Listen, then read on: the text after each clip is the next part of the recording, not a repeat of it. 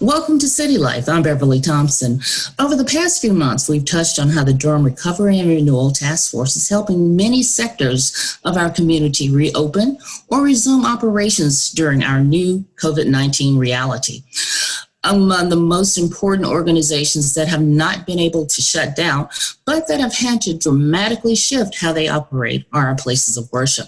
Now, some of those places are starting to resume in-person services, while many others are choosing to remain virtual, at least through the fall. Joining me to talk about what all of this is looking like are Bishop Clarence Laney, pastor of Monument of Faith Church, and Dr. Herbert Davis. He is a senior pastor at Nehemiah Church. Welcome, and thank you both for joining me. Thank you for having me. Dr. Davis, let's get started with you. You're a member of the Durham Recovery and Renewal Task Force, and you've been an active participant in the task force's Places of Worship Roundtable. Why did you feel it was so important to be a part of this conversation and this whole effort to help places of worship reopen their doors safely?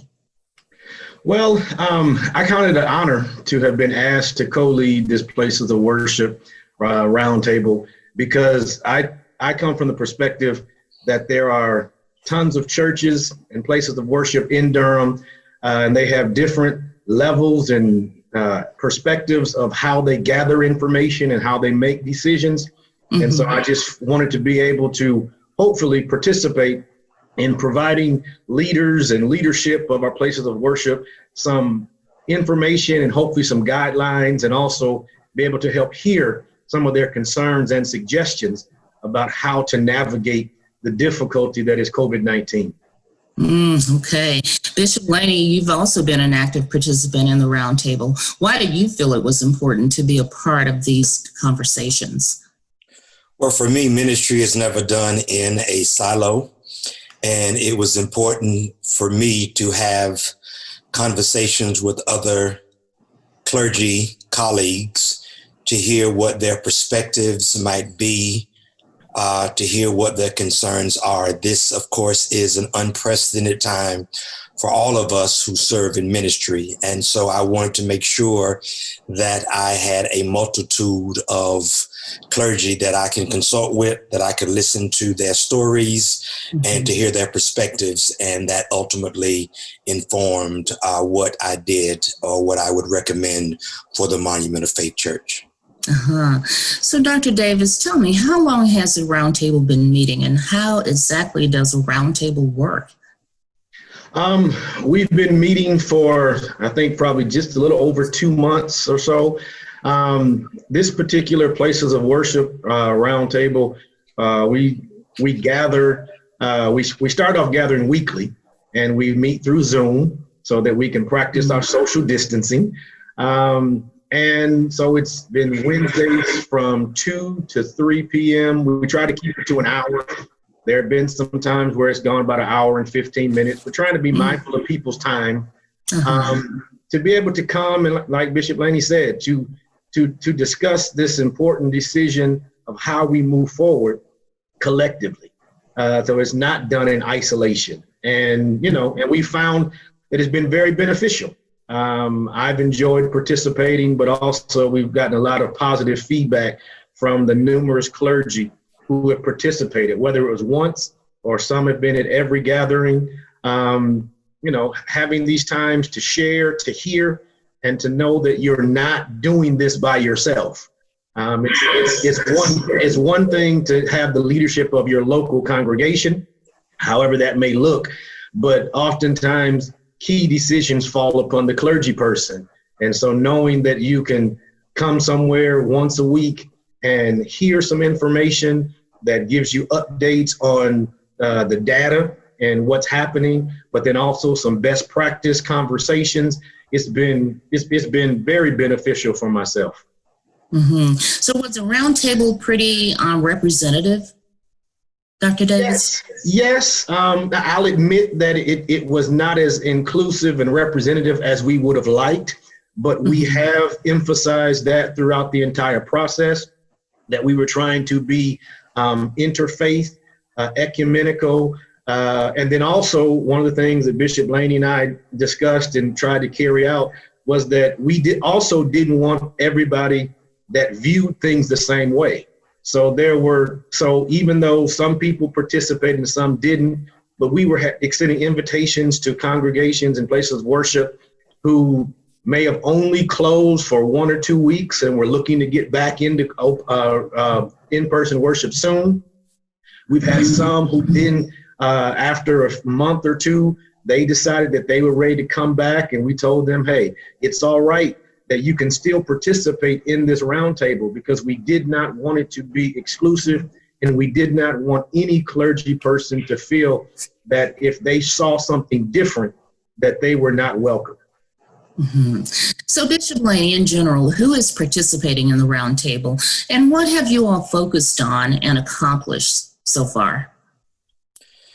Well, primarily clergy throughout the city of Durham. As Dr. Davis mentioned, it was ecumenical. So we had brothers and sisters from my Jewish community. And then, of course, we had brothers and sisters who served congregations within the larger Christian tradition. And this, of course, made the conversation more robust, as well as offer different perspectives. Two things that we did that was incredibly important. The first thing is that we wrote a letter cautioning congregations for reopening. We know that there were several conflicting conversations and information that was going out nationally as well as statewide. And so there was a group of clergy who got together and actually did a press conference to say that we were not reopening and why we chose to remain closed, and to give the science to support our decision. Of course, as clergy, in my 25 years at Monument of Faith, or soon to be 25 years, we have never gone through a period of time in which we were not meeting ever. And so there were many people who were anxious to get back and to resume business as usual. And so we thought that if we came together collectively and gave the reasons as to why it was not safe for us to come together, that would perhaps dissuade some who were planning to reopen the next week. And then secondly, we are aware that we all come to this COVID-19 conversation from different places and different theological perspectives. And so we then crafted a letter to give clergy who chose to open their churches back up specific guidelines that he or she should follow. And so we wanted to realize that everybody on the call, some would remain closed, as many of us are, but there are many congregations that are still open today. And so we thought it was important for us to represent our perspectives, particularly those who were on the call, and to inform those who perhaps were not a part of the conversation, but would get the information as it was sent out to the larger Durham community. So did you think it made pastors, clergy feel more confident in their own decisions about what to do and how to direct their congregations? Absolutely, because we are theologians and not scientists. And so while we walk by faith, as we say in my sacred text, and not by sight, there's also a scripture that I love that says, if a trumpet makes an uncertain sound, how can the people prepare for battle? And so because we had never faced this, many of us needed some hard references, and it was important to have a representative from the Durham Health Department, as well as those who work for the city, who would give in their perspective from a practical standpoint as well as a scientific. And so I think it made a difference. Certainly when people ask me, Pastor, when are we going to reopen? It was easier for me to say, we're not reopening. Here's why. This is what's happening in Durham County. And it made the argument more convincing. So Dr. Davis, as far as you know from your involvement with the Roundtable and your contact with other ministers, are most places of worship in Durham now conducting services virtually as opposed to in person? From my, and I'll say limited, but from my limited information and perspective, the majority are still doing things virtually. But there are some congregations and places of worship that have chosen to regather in person. And from the conversations that I've heard from those clergy or from leaders within those places of worship, the majority of them are still attempting to operate with some level of caution, whether that's a limitation to capacity.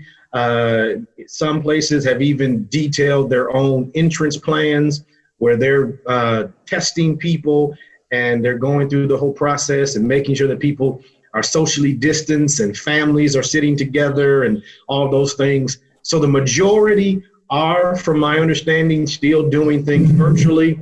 And then a number of congregations and places of worship that have the space have also tapped into the outdoor service options. And so that has been of benefit because it gives a chance for more people to physically come together, but yet still practice some social distancing. So people have asked, are most people back? I would say most are not, but I still have to acknowledge that there are a number of places of worship that have restarted their in-person gatherings, and the majority of them have put they've implemented some type of structure in an attempt to try to be as cautious as possible. So, Dr. Davis, what have been the reasons that most have cited in continuing to hold virtual services? Well, the commonality that we hear is the uncertainty. It's the fact that that many scientists still say that we've not potentially have not reached our peak. We potentially have not finished, quote unquote, phase one. There's the conversation or the speculation that the fall could do another spike, but people are still saying we have not finished the first. And so I think it's the idea of being safe. And so because there's that uncertainty of how is it passed? Yes, we understand the social distancing, washing of hands, all of that, wearing masks. My Lord, your God, wearing mask is very, very important. And there's difference of opinion about that. But the majority of people that I know that have chosen to still remain virtual, they're doing it out of the safety and precaution of the people that they lead. Because the idea is, why rush back into the place of worship to have people potentially infected and have that type of thing? Because no pastor that I know, no clergy that I know is looking forward to having any type of outbreak come from their gatherings. And so the idea of being better safe than sorry, it just resonates so true. And I think it resonates true with all faith traditions. I hear you. So Bishop Laney, is the Monument of Faith holding in-person services or still doing it virtually? We primarily are still worshiping virtually. We have a small worship team that consists of about 4 or 5 singers, or our praise team, as we call them, musicians, and our technology person, which is about 10 people who come into the sanctuary weekly and lead the worship while it is broadcasted virtually. So how large is your congregation? We have 335 members on roll actively. That fluctuates from week to week, but it's a pretty, I guess, what could be considered a mid-size congregation. So I imagine that you perform a lot of other acts of ministry. And how have you been able to do that throughout this pandemic? It has been challenging. So much of what we do in worship and ministry is communal. It is about touching people. It is about interacting with people. So that has been a great challenge. We have our worship services, as already mentioned, via our YouTube channel, but we also have Bible study during the week through Zoom, and we have our congregational prayer times through our prayer conference call number. I am intentional about calling people weekly to check in, to see how they are, to text, to email, to use all methods of communication to stay in contact with the members. But even then, it's very challenging because when you have people who are in the hospitals, people who are in convalescent home, nursing centers, and many of them, particularly the older ones, may not have phones in their room. So they're further isolated. So that has been the challenge. But we try to communicate even with people who work in the actual facility to get words, to check on them, to see how they're doing. So there are ways to handle this, maybe not perfect, but is at least making some inroads to keeping in touch and engage with your congregations, I imagine. So Dr. Davis, what about your church? Are you holding services in person or virtually? No, we are not doing on-site and in-person worship. We as well are doing everything virtually. We operate similar to what Bishop Laney has said. We have our worship team, our media team, and then a couple of our staff. So we call it our skeletal crew. That's right around about 10 people. And so we're in, and so we do that with both our English service as well as our Spanish service. We operate the same way. Everything is being streamed for us through Facebook and our website for Sundays. And then during the week, we do Bible studies via Zoom. And we even do Sunday school via Zoom. And our youth leaders are not every week, but a few times a month. They're also doing some type of youth service, youth event through Zoom as well. So do you feel like it's been effective? Yeah, effective, yes. Different, definitely, yes. Definitely. But it has been effective. One thing about our congregation is we have people that travel in. So people who used to live in Durham that might have moved to Mebane or Greensboro, and they drive in during regular times. We have members Creedmoor, Butner, Henderson, Raleigh, Knightdale, so kind of all throughout the triangle, including Durham and Chapel Hill and Hillsborough. And so one of the things that I've noticed is that some of the members who live a little further away, who might have some challenges consistently being physically present, have been able to be consistently virtually present, which is a positive thing. Okay. So Bishop Laney, what have been some of the biggest challenges you've had in having to operate and then still being able to fill so many roles of your ministry? For me, I would say the greatest challenge is feeling connected to people. Even the language that we use is, we say, socially distancing. And what I tried to do is reframe that, not my original words, and so that say that we're physical distancing, because many people feel isolated socially during this time. And so just unlike when you're preaching on Sunday morning in the traditional space, you have people there, you go to the door at the end of service, you shake hands, you check in with people, you get feedback. You can look on people's face and see they may not be having a good day.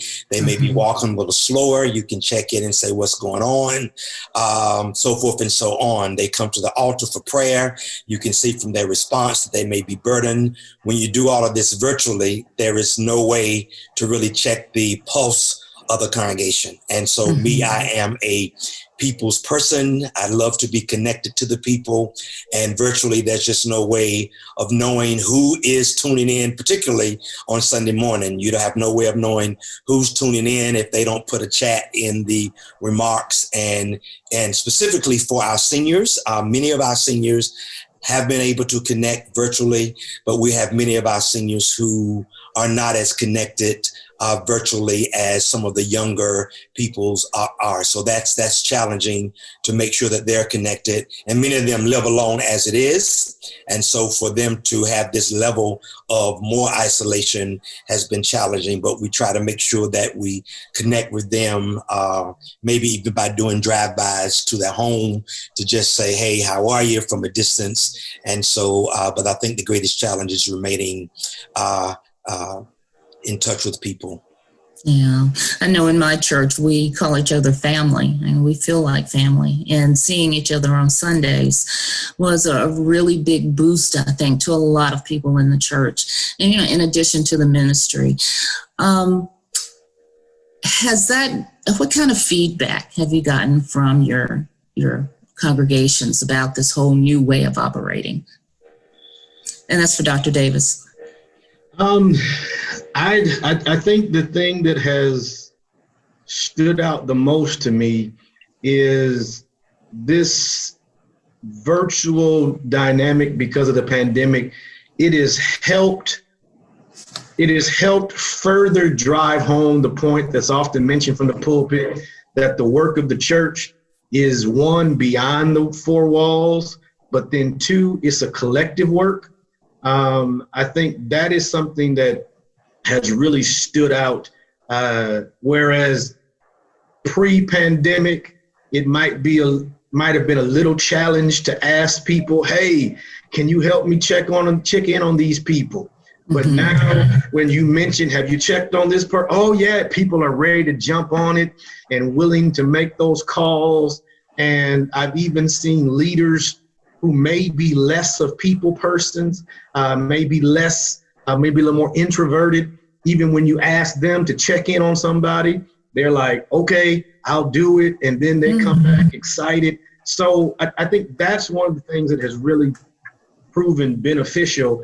The idea that the work of the church, though we love our worship facility and our worship space, the work of the church is beyond those four walls.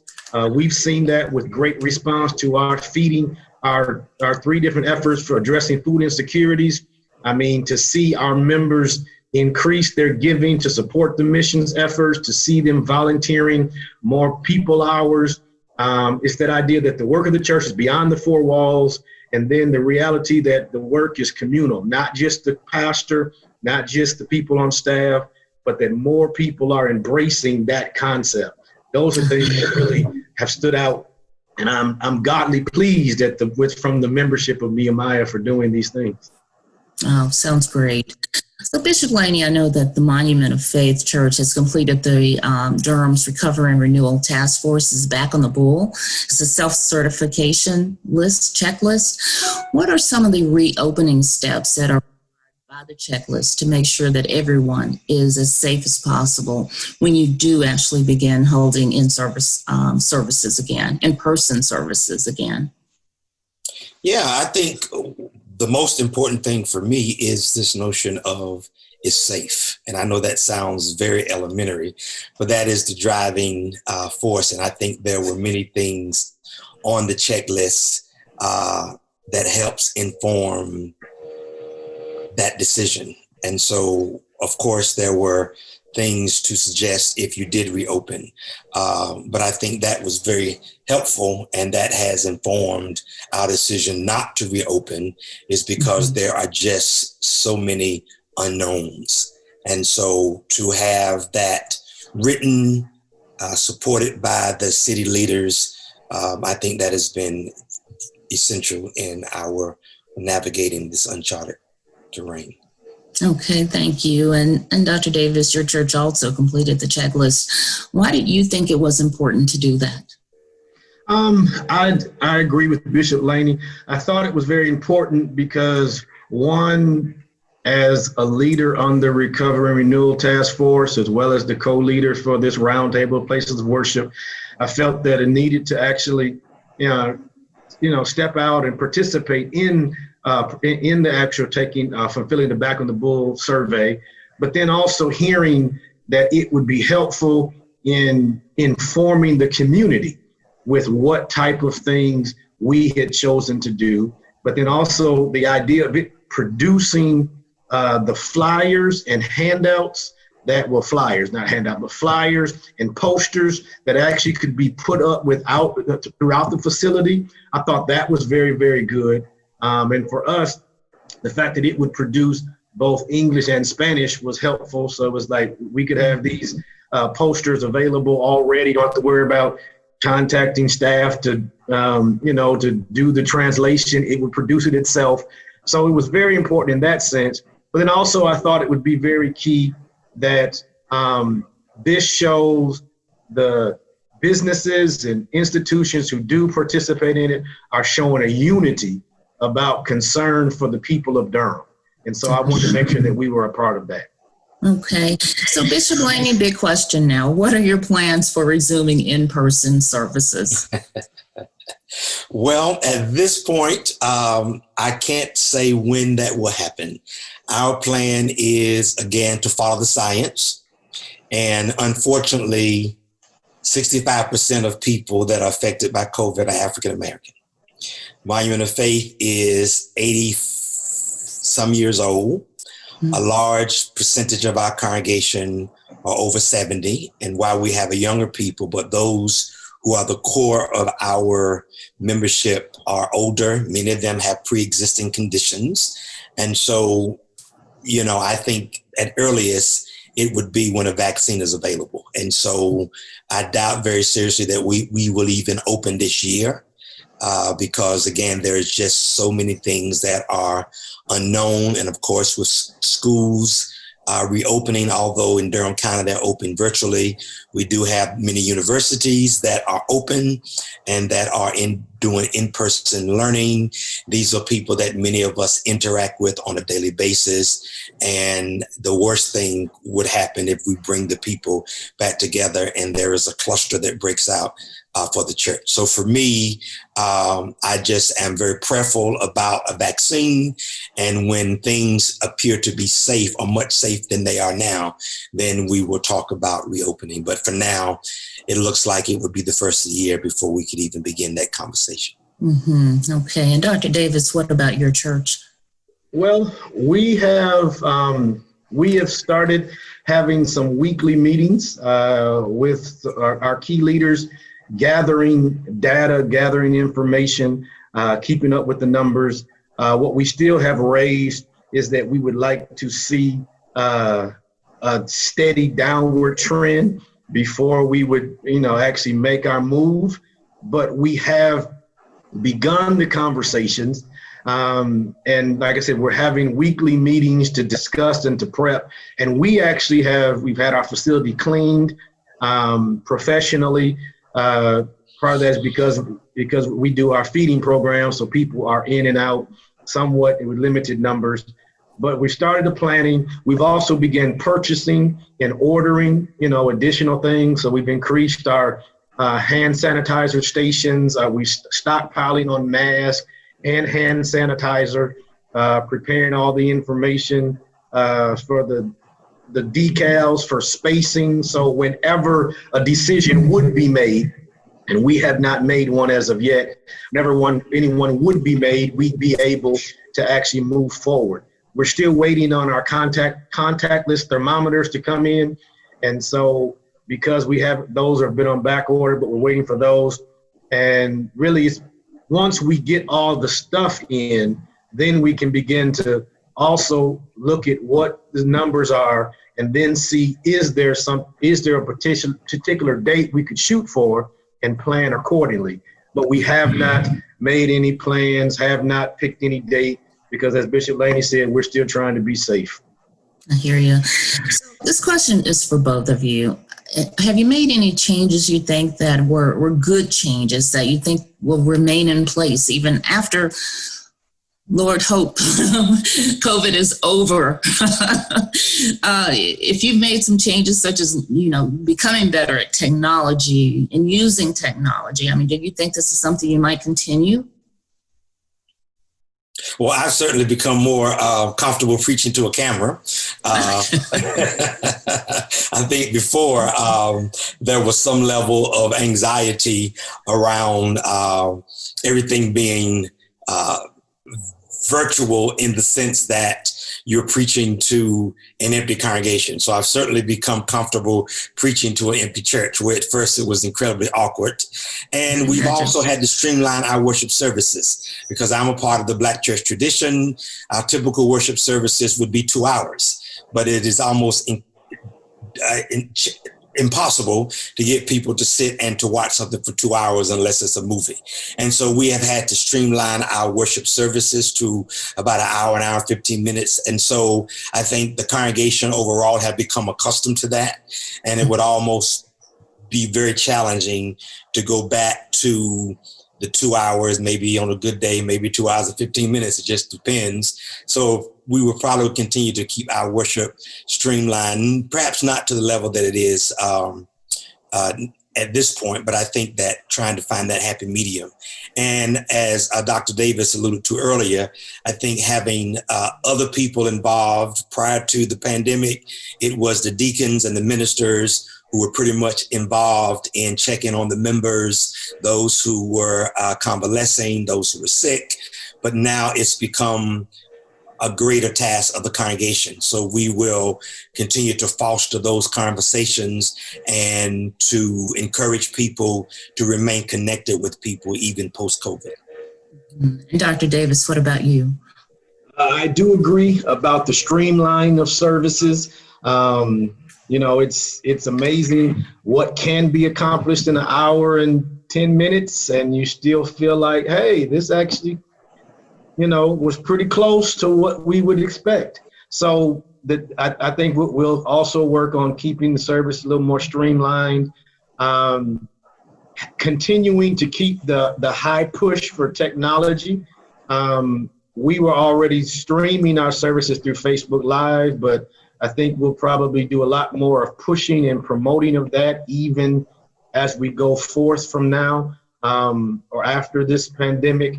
And then also I think it's really the idea of the spreading of the wealth of the task of carrying ministry. I'm really hoping and praying that it takes deep root in the hearts and minds of everybody, so that when we get back to whatever becomes our new norm, there'll still be that approach and embracing of the fact that we're all involved in ministry. Mm-hmm. So in closing, is there anything else that either of you would like to add? For me, I think it's important for us to understand, particularly in the context of the church, is that so much of what we do is communal.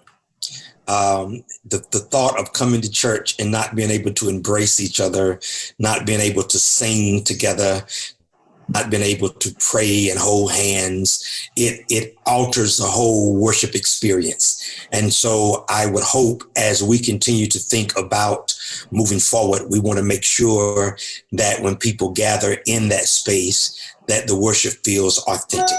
And so I think that for me informs why we have done or have not done certain things, because if we were to go back to worship and not be able to sing because of the containment of the room, not being able to hug each other, it would seem to me like something very different from worship. And so I think when we think about worshiping and coming together, it is important to realize that the church is big and the church is resilient, and the church will survive this like everything that has come before it. So let us not feel compelled to get back for fear of what may or may not happen. So for us, it's a matter of navigating this in a way.